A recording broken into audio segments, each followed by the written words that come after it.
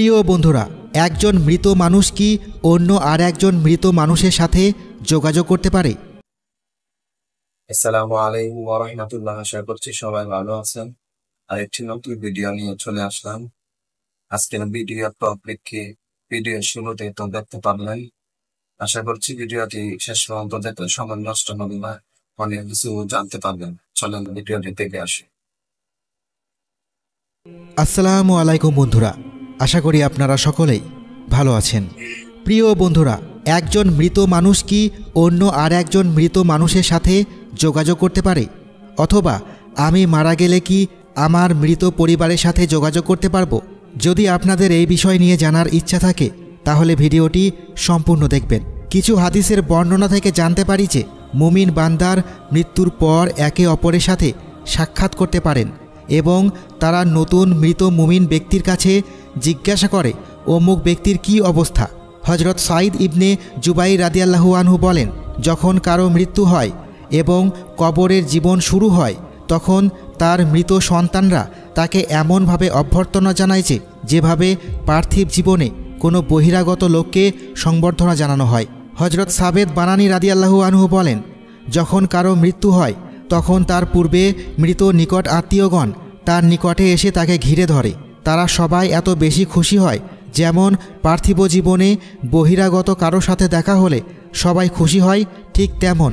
অন্যদিকে কায়সার ইবনে কাবাইস রাদিয়াল্লাহু আনহু বলেন, হজরত মুহাম্মদ সাল্লাল্লাহু আলাইহি ওয়াসাল্লাম বলেছেন, কেউ যদি মুমিন অবস্থায় মৃত্যুবরণ না করে তবে তাকে অন্যান্য মৃত ব্যক্তির সাথে কথা বলার অনুমতি দেওয়া হয় না।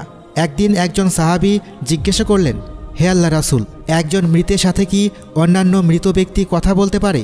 তখন রাসূল সাল্লাল্লাহু আলাইহি ওয়াসাল্লাম বললেন, হ্যাঁ, তারা কথা বলেন এবং তাদের পরস্পরের সাথে দেখা সাক্ষাৎ হয়।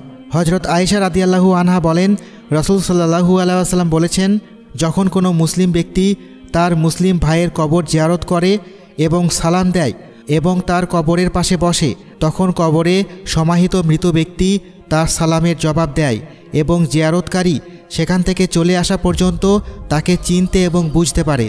হজরত উম্মে বাসার রাদিয়াল্লাহু আনহু বলেছেন, আমি রাসূল সাল্লাল্লাহু আলাইহি ওয়াসাল্লামের কাছে জিজ্ঞেস করেছিলাম, হে আল্লাহর নবী, মৃত ব্যক্তিরা কি একে অপরকে চিনতে পারে?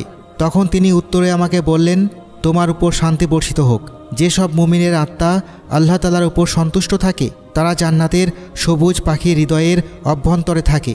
এখন বুঝে নাও, পাখিরা যখন বৃক্ষে একে অপরকে চিনতে পারে, কথা বলতে পারে, তাহলে মুমিন ব্যক্তিরাও তা পারবে।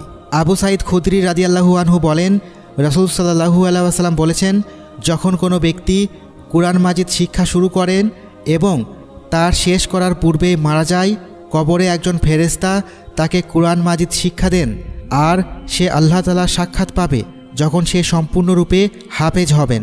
যারা তাদের পার্থিব জীবন বিভিন্ন পুণ্যময় কাজ দিয়ে পার করেন আর মৃত্যুর পরের জীবন নিয়ে দৃঢ় বিশ্বাস রাখেন, এই দুনিয়ার প্রতি তাদের মন আর আকৃষ্ট হয়ে থাকে না, কারণ তারা বুঝতে পারেন তাদের পরকালের জীবন নিশ্চয় দুনিয়ার থেকে ভালো হবে।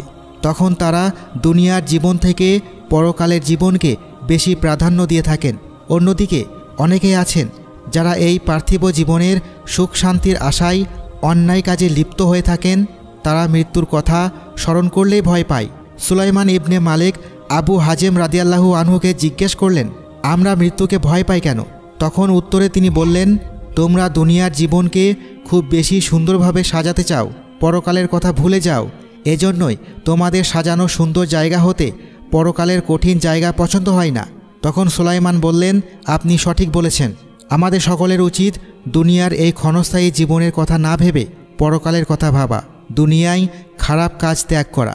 এই ভিডিও থেকে আমরা বুঝতে পারলাম একজন মৃত ব্যক্তি অন্য মৃত ব্যক্তির সাথে যোগাযোগ করতে পারে এবং কথাবার্তা বলতে পারে। আজকের ভিডিও এই পর্যন্ত। ভিডিওটি কেমন লাগলো অবশ্যই কমেন্টে করে যাবেন। আর এই সমস্ত ভিডিও আরো দেখতে চাইলে অবশ্যই চ্যানেলটি সাবস্ক্রাইব করে পাশে থাকা আরো সবাই ভালো থাকবেন, সুস্থ থাকবেন। আবারও দেখা হবে পরবর্তী নতুন ভিডিও।